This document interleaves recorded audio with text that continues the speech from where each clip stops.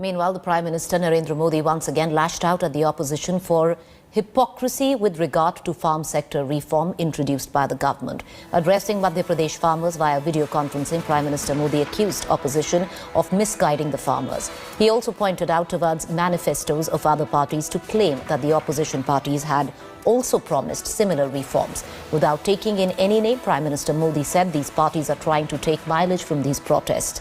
Targeting the previous Congress government, Prime Minister Modi said their promises of farmer welfare fell flat, accusing Congress of betraying the farmers. मुझे लगता है उनको पीड़ा इस बात से नहीं है कि कृषि कानूनों में सुधार क्यों हुआ। उनको तकलीफ इस बात में है कि जो काम हम कहते थे लेकिन कर नहीं पाते थे, वो मोदी ने कैसे किया, मोदी ने क्यों किया, मोदी को इसका क्रेडिट कैसे मिल जाए। मैं सभी राजनीतिक दलों को हाथ जोड़ के कहना चाहता हूं, आप सारा क्रेडिट अपने पास रख लीजिए। आपके सारे पुराने घोषणा पत्रों को ही मैं क्रेडिट देता हूं, मुझे क्रेडिट नहीं चाहिए। मुझे किसान के जीवन में आसानी चाहिए, समृद्धि चाहिए, किसानी में आधुनिकता चाहिए। आप कृपा करके देश के किसानों को बरगलाना छोड़ दीजिए, उन्हें भ्रमित करना छोड़ दीजिए। सचमुच में तो देश के किसानों को उन लोगों से जवाब मांगना चाहिए जो पहले अपने घोषणा पत्र में इन सुधार करने की बात लिखते थे, वकालत करते थे और बड़ी बड़ी बातें करके किसानों के वोट बटोरते रहे, लेकिन अपने घोषणा पत्र में लिखे गए वादों को भी पूरा नहीं किया। सिर्फ इन मांगों को टालते रहे क्योंकि किसानों की प्राथमिकता नहीं था और देश का किसान इंतजार ही करता रहा। अगर आज देश के सभी राजनीतिक दलों के पुराने घोषणा पत्र देखे जाएं, तो उनके पुराने बयान सुने जाएं, पहले जो देश की कृषि व्यवस्था संभाल रहे थे, ऐसे महानुभावों की चिट्ठियां देखी जाए, तो आज जो कृषि सुधार हुए हैं वो उनसे अलग नहीं है। वो जिन चीजों का वादा करते थे, वही बातें इन कृषि सुधारों में की गई हैं। साथियों, जिनकी खुद की राजनीतिक जमीन खिस गई है, वो किसानों की जमीन चली जाएगी, किसानों की जमीन चली जाएगी का डर दिखाकर अपनी राजनीतिक जमीन खोज रहे हैं। आज जो किसानों के नाम पर आंदोलन चलाने निकले हैं, जब उनको सरकार चलाने का या सरकार का हिस्सा बनने का मौका मिला था, उस समय इन लोगों ने क्या किया, ये देश को याद रखना जरूरी है। साथियों, ये कानून लागू हुए 6-7 महीने से ज्यादा समय हो चुका है, लेकिन अब अचानक भ्रम और झूठ का जाल बिछाकर अपनी राजनीतिक जमीन जोतने के खेल खेले जा रहे हैं। किसानों के कंधे पर बंदूक रखकर वार किए जा रहे हैं। मीटिंग में भी पूछ रही हैं, पब्लिकली पूछ रही हैं, हमारे कृषि मंत्री टीवी इंटरव्यू में कह रहे हैं, मैं खुद बोल रहा हूं कि भाई आपको कानून में किस क्लॉज में क्या दिक्कत है, बताइए। जो भी दिक्कत है वो आप बताइए। तो इन राजनीतिक दलों के पास कोई ठोस जवाब नहीं होता और यही इन दलों की सच्चाई है। साथियों, हमारे देश में किसानों के साथ धोखाधड़ी का एक बहुत ही बड़ा उदाहरण है कांग्रेस सरकारों के द्वारा की गई कर्ज माफी। जब 2 साल पहले मध्य प्रदेश में चुनाव होने वाले थे तो कर्ज माफी का वायदा किया गया था। कहा गया था कि सरकार बनने के 10 दिन के भीतर सारे किसानों का कर्ज माफ कर दिया जाएगा। कितने किसानों का कर्ज माफ हुआ? सरकार बनने के बाद क्या क्या बहाने बताए गए, ये मध्य प्रदेश के किसान मुझसे भी ज्यादा अच्छी तरह जानते हैं। राजस्थान के लाखों किसान भी आज तक कर्ज माफी का इंतजार कर रहे हैं। किसानों को इतना बड़ा धोखा देने वालों को जब मैं किसान हित की बात करते देखता हूं तो मुझे बड़ा आश्चर्य होता है। ये कैसे लोग हैं?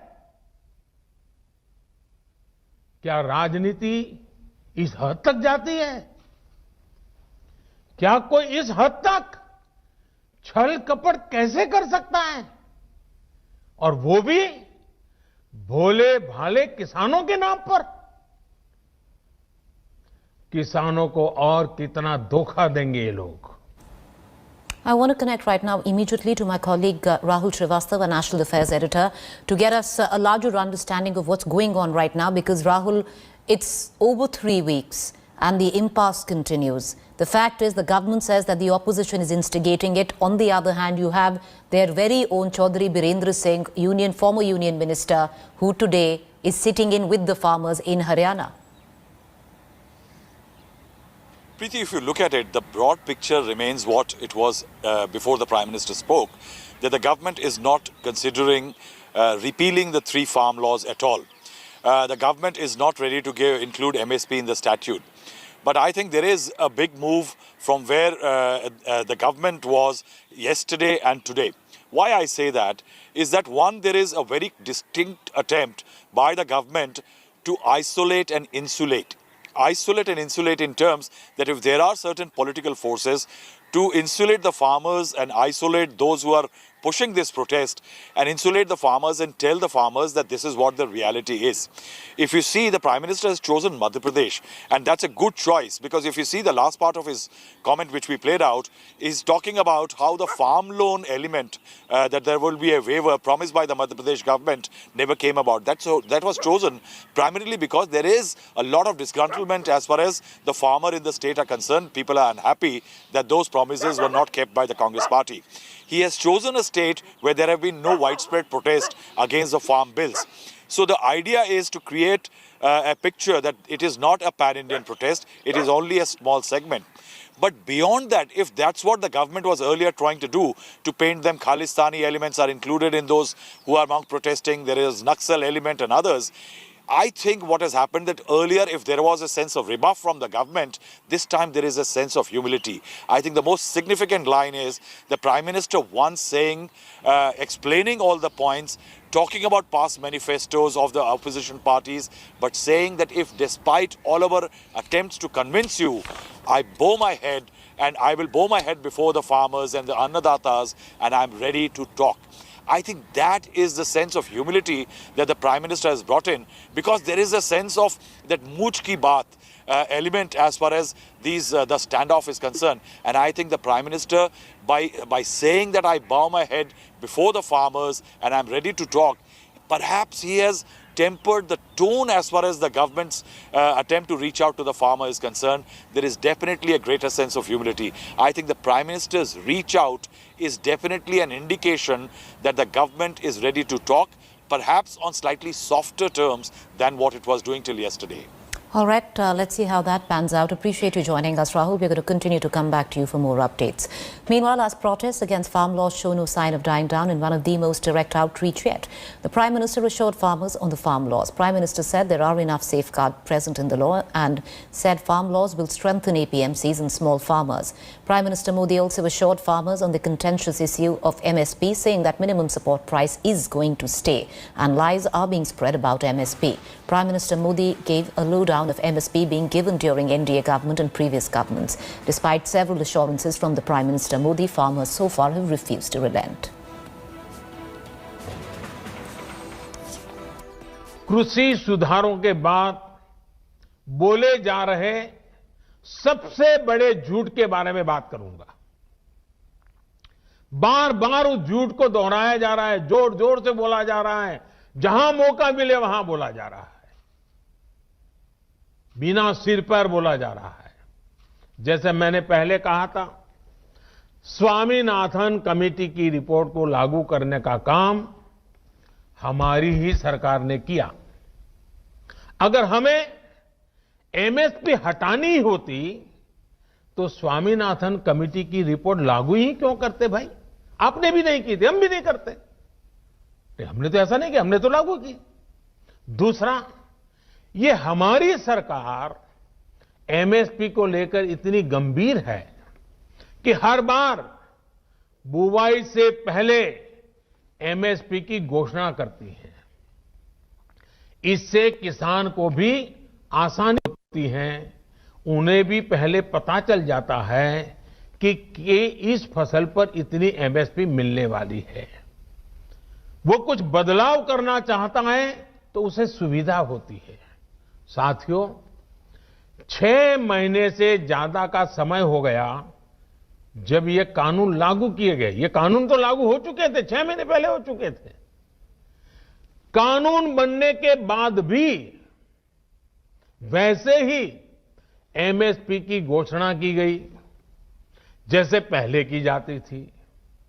कोरोना महामारी से लड़ाई के दौरान भी ये काम पहले की तरह किया गया। एमएसपी पर खरीदी भी उन्हीं मंडियों में हुई जिनमें कानून बनने से पहले होती थी, कानून बनने के बाद भी वही हुई। अगर कानून लागू होने के बाद भी एमएसपी की घोषणा हुई, एमएसपी पर सरकारी खरीदी हुई, उन्हीं मंडियों में हुई, तो क्या कोई समझदार इस बात को स्वीकार करेगा कि एमएसपी बंद हो जाएगी? और इसलिए मैं कहता हूं, इससे बड़ा कोई झूठ नहीं हो सकता, इससे बड़ा कोई षड्यंत्र नहीं हो सकता। और इसलिए मैं देश के प्रत्येक किसान को ये विश्वास दिलाता हूं कि पहले जैसे एमएसपी दी जाती थी वैसे ही दी जाती रहेगी। एमएसपी न बंद होगी न समाप्त होगी। किसानों को सिर्फ मंडियों से बांधकर बीते दशकों में जो पाप किया गया है, ये कृषि सुधार कानून उसका प्रायश्चित कर रहे हैं। और मैं फिर दोहराता हूं, नए कानून के बाद 6 महीने हो गए, कानून लागू हो गया, हिंदुस्तान के किसी कोने में कहीं पर भी एक भी मंडी बंद नहीं हुई है। फिर क्यों झूठ फैलाया जा रहा है? सच्चाई तो यह है कि हमारी सरकार एपीएमसी को आधुनिक बनाने पर, उनके कंप्यूटरीकरण पर 500 करोड़ रुपए से ज्यादा खर्च कर रही है। फिर ये एपीएमसी बंद किए जाने की बात कहां से आई? बिना सैर पैर बस झूठ फैलाओ, बार बार बोलो। बीते कई दिनों से देश में किसानों के लिए जो नए कानून बने, आजकल उसकी चर्चा बहुत है। एक कृषि सुधार, ये कानून रातों रात नहीं आए हैं। पिछले 20-22 साल से इस देश की हर सरकार ने, राज्यों की सरकार ने इस पर व्यापक चर्चा की है। कम अधिक सभी संगठनों ने इन पर विमर्श किया है। देश के किसानों के संगठन, कृषि एक्सपर्ट्स, कृषि अर्थशास्त्री, कृषि वैज्ञानिक, हमारे यहाँ के प्रोग्रेसिव किसान भी लगातार कृषि क्षेत्र में सुधार की मांग करते आए हैं। Hi everyone, Preeti Chaudhary here. Hope you like this video. For latest news and analysis, like and subscribe to the India Today YouTube channel. And don't forget to press the bell icon to stay updated. Thank you for watching.